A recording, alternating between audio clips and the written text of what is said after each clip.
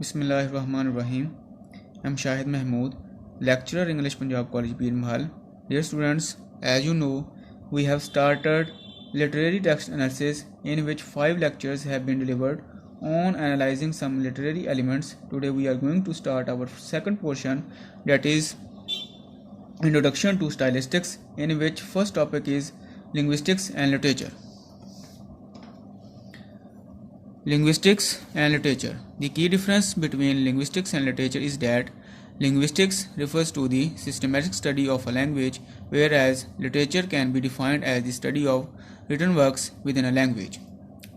In other words, we can say that linguistics is the scientific and objective study of a language, while aesthetic literature can be defined as aesthetic sense combined with the intellectual excellence that's called literature.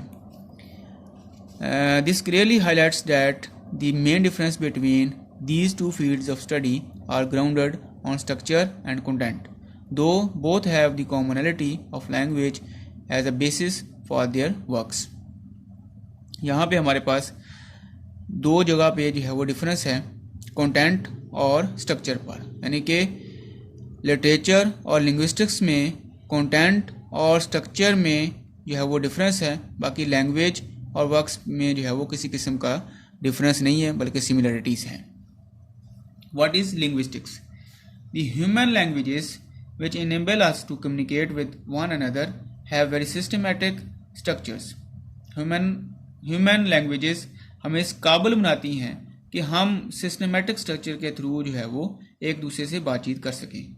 Linguistics is a field that studies the structure aspects of a language. Linguistics जो है एक ऐसी field है यहाँ पे language के structure aspects को जो है वो स्टडी किया जाता है. Hence, it can be defined as the systematic and scientific study of a language.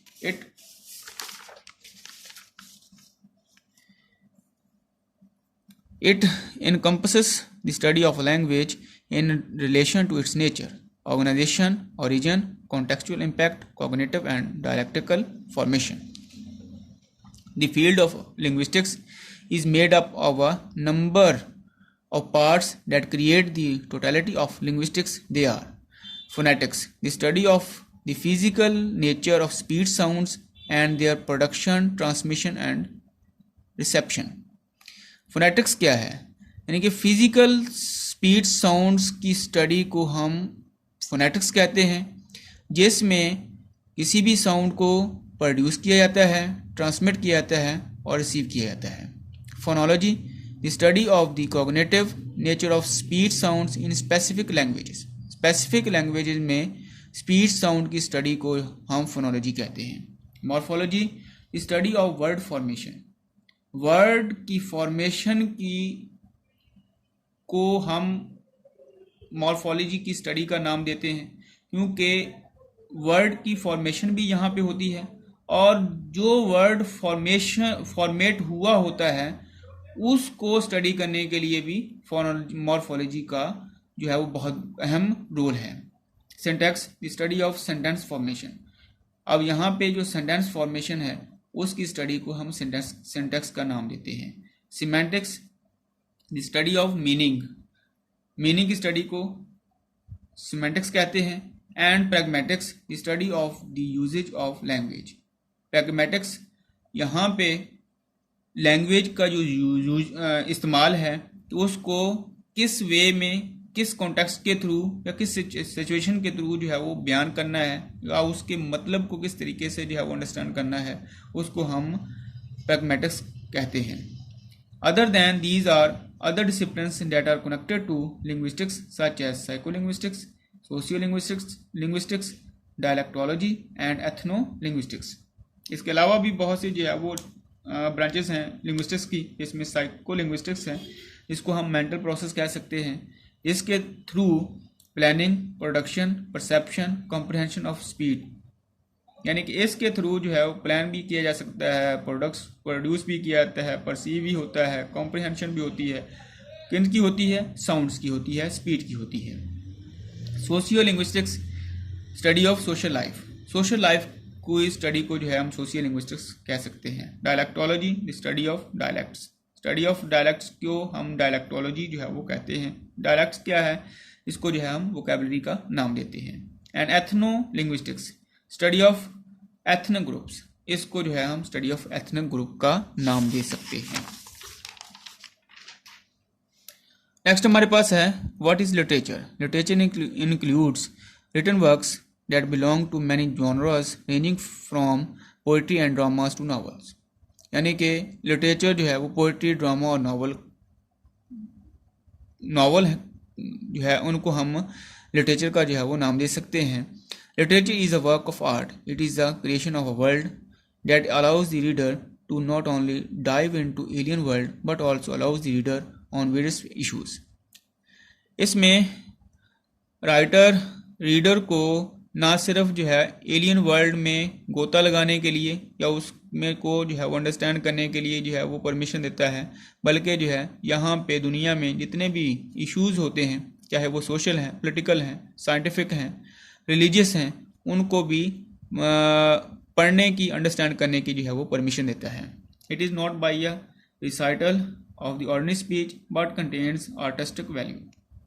ये कोई ना सिर्फ जो है वो तशरीह नहीं है किसी भी आम किस्म की स्पीच की, बल्कि जो है ये आर्टिस्टिक वैल्यू है, उसके ऊपर जो है मुश्तमिल होती है। There are different forms of literature, mainly prose and poetry. Prose includes dramas, novels and short stories, whereas poetry refers to a more melodious and rhythmic work of art। Unlike in linguistics, literature is devoid of rigidity in the structure and its relationships. It is not limited to a certain sphere and has a vast canvas।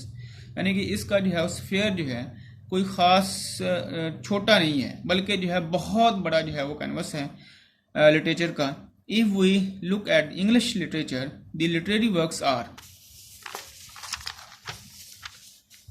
divided into different eras, also known as literary periods in English literature, for the purpose of studying, such as the Renaissance, the Romantic period, the Victorian period, so on and so forth। यानी कि English literature को मुख्तलिफ Ira's में या मुख्तलिफ edges में जो है वो डिवाइड किया जाता है, जिसमें renaissance, romantic period, Victorian period वगैरह जो है वो बहुत ज़्यादा प्रोमिनेंट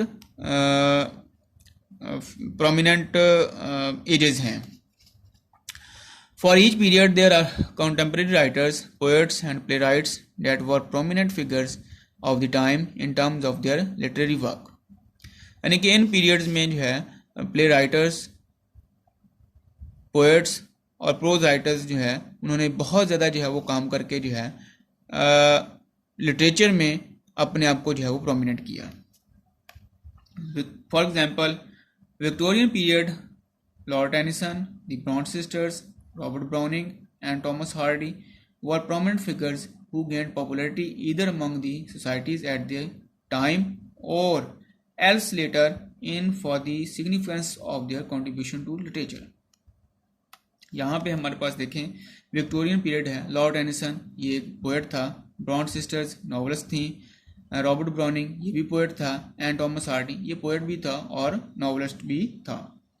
ये बहुत ही ज़्यादा जो है प्रोमिनेंट फिगर्स थे, जिसके बिना पे जो है हम इनको जो है वो कह सकते हैं कि जो विक्टोरियन पीरियड है ये लिटरेचर के हिसाब से जो है बहुत ज़्यादा रिच है, जिसमें पोइट्री भी थी, ड्रामा भी था, नॉवल भी था, प्रोज भी था, मुख्तलिफ़ किस्म के राइटर्स जो है वो उन्होंने जो है अपने अपने जो है वर्क को प्रोड्यूस किया और इस विक्टोरियन पीरियड को जो है वो एक बहुत लेंथी पीरियड का जो है वो लेंथी पीरियड जो है वो बनाया।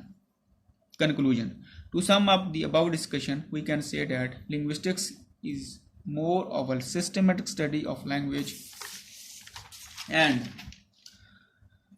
Human communication overall.